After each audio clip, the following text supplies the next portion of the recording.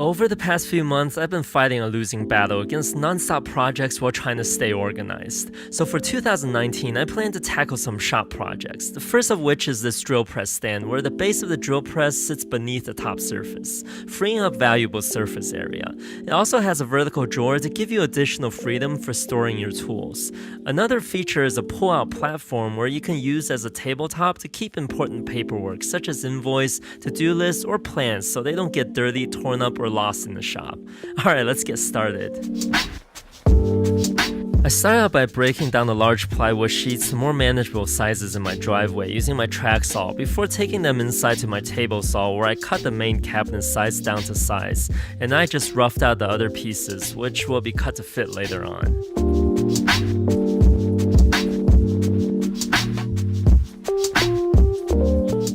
Here I'm applying some of these iron-on type edge banding to cover up the exposed plywood edges on the cabinet sides. They're not as durable as using hardwood, but they're quick and easy to apply for a project like this.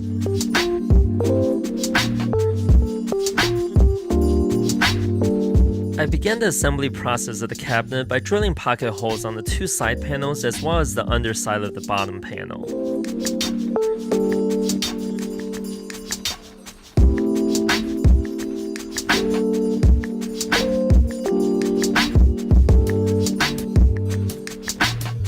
After applying glue to the joints, I used some corner clamps to square up the panels and then clamp them together before tying the sides to the bottom using pocket screws.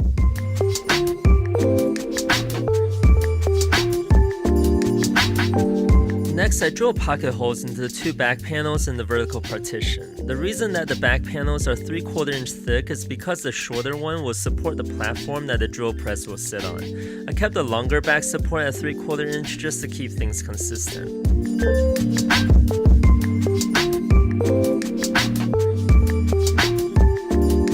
With the shorter back panel in place, I positioned the vertical partition using the top stretchers as spacers and then attached it to the bottom panel using glue and screws.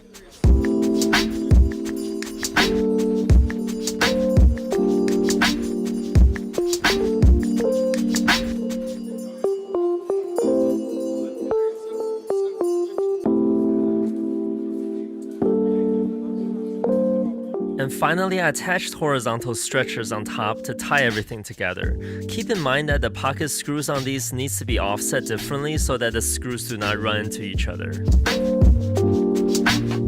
With the cabinet complete, I moved on to cut the top panel, which I purposely made slightly larger than the cabinet so that I could flush it up later with my router.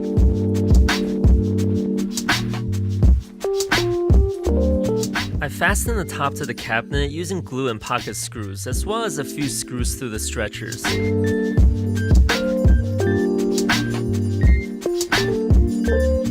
Lastly, I flushed up the top to the cabinet with my router and a flush trim bit. To support the heavy weight of the drill press below the top surface, I cut two additional 3/4 inch panels for the sides. The height of these panels should be the same as the back panel, and the depth should allow for the drawer fronts to be instead of the main cabinet. These additional side supports will receive pocket holes the same way as the main cabinet sides. And then I also decided to apply glue to the entire face that will contact the cabinet sides.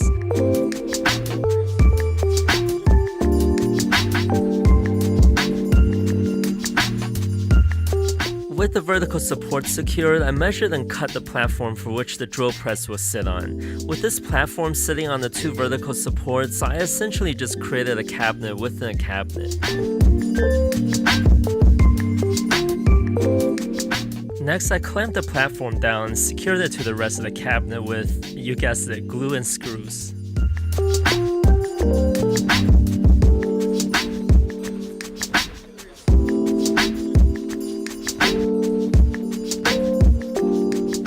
Since my garage floor isn't flat, I installed some leveling feet to keep the cabinet level and sturdy, but I also wanted the option to move it when necessary, so I installed these Rockler workbench casters. And what's awesome is that you can get these optional quick release plates that allow you to remove them when you don't need to use them, so they won't get in the way or take up additional floor space. If you look closely at this shot, you can see that I had to use a Forstner bit to drill out some recess for the caster bolts to sit in. This is because the bolts that came with the casters were too short for the 2 layers of 3/4 inch ply on the right side. This is actually a good thing, you see, because if the bolts were long enough, then they would have gotten in the way of the drawers, which was what happened on the side with the vertical drawer, and we'll circle back to that in a minute.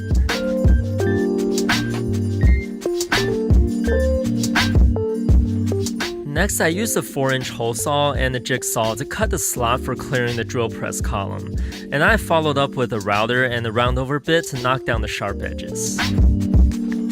To add some additional protection for the top, I cut and glued some 1/2-inch poplar around the edges of the top panel.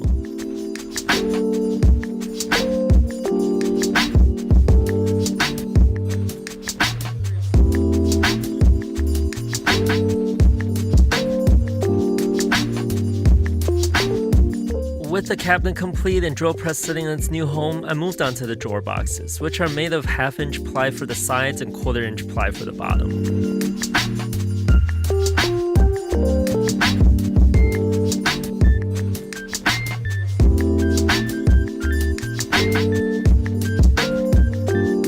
And after the sides were cut to size, I set up my router table to quickly run all the boards through for a dado to accept the drawer bottom.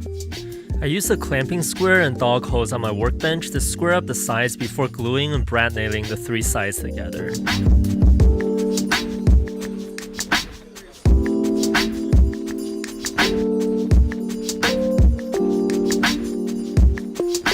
With the drawer bottom cut out, I just had to apply some glue in the dados, drop the bottom in, and glue up the 4th side. Rinse and repeat for the rest of the drawer boxes.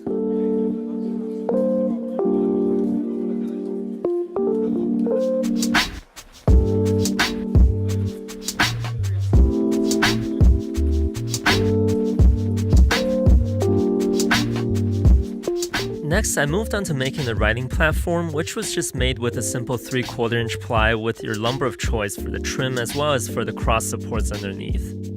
I used what I had on hand for this, which was some leftover pine from the door I built a few months back.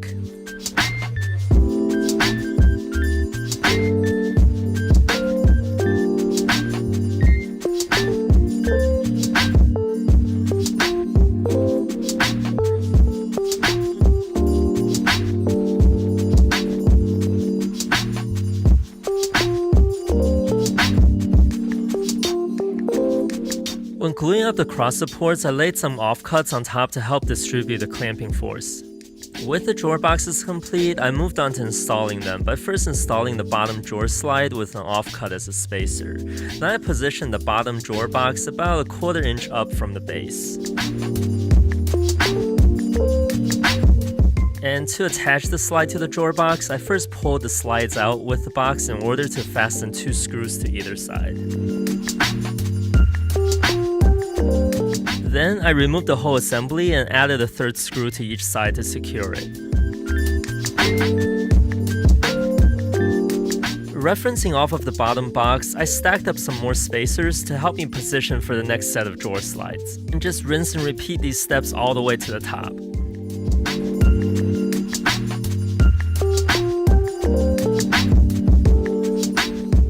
Since the writing platform is only about 1.5 inches tall with little to no gap to the drill press space on top, even though I managed to screw in the drawer slide simply by removing the drawer box underneath, it might be easier to use a flexible or an angled drill bit.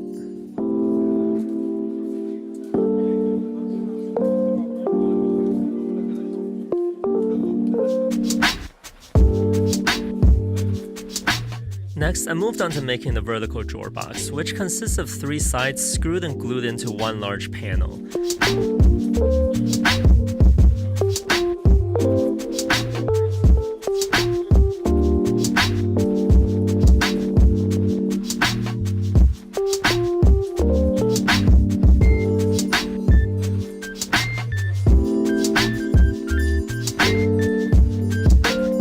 you may be wondering why I'm lifting the vertical drawer box so high. Well, this was a problem with the caster bolts I mentioned earlier. The bolts stuck through the side panel so far that I had to make the vertical drawer box shorter and lift it up above the bolts. If I had to do this over again, I would have put 2 blocks on the outside of the cabinet and used lag bolts instead.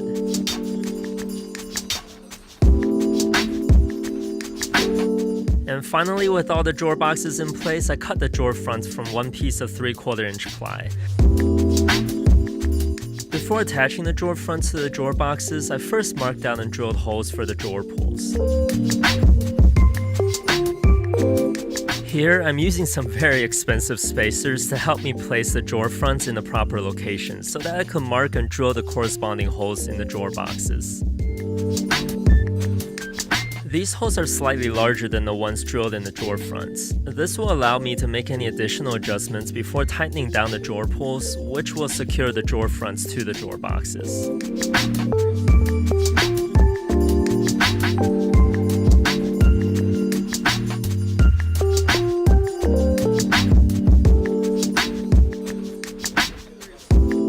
And once again, just rinse and repeat these steps for attaching the rest of the drawer fronts.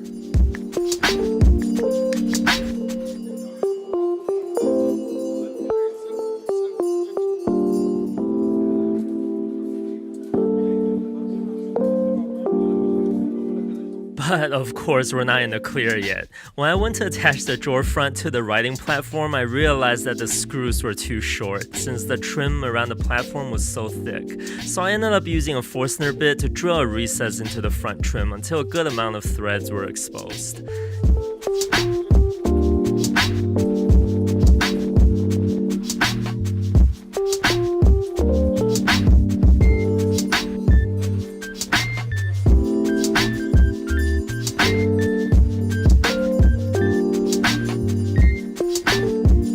Now that the cabinet is finished, I wanted to show you guys how to store tools and accessories in this vertical drawer, so I quickly rigged up something out of some scrap MDF to screw my pocket hole jig into. Then I made a couple of hanging cleats to hang the jig on the vertical drawer. It's so nice to finally have a permanent home for this little guy, plus all of my drill bits and screws. Alright guys, if you enjoyed this build, feel free to give me a thumbs up and let me know in the comments below. And if you're like me in dire need of some shop organization, hit that subscribe button and follow me on Instagram at Bevelish_creations, because I've got a few shop projects planned for this year and would love to have you guys follow.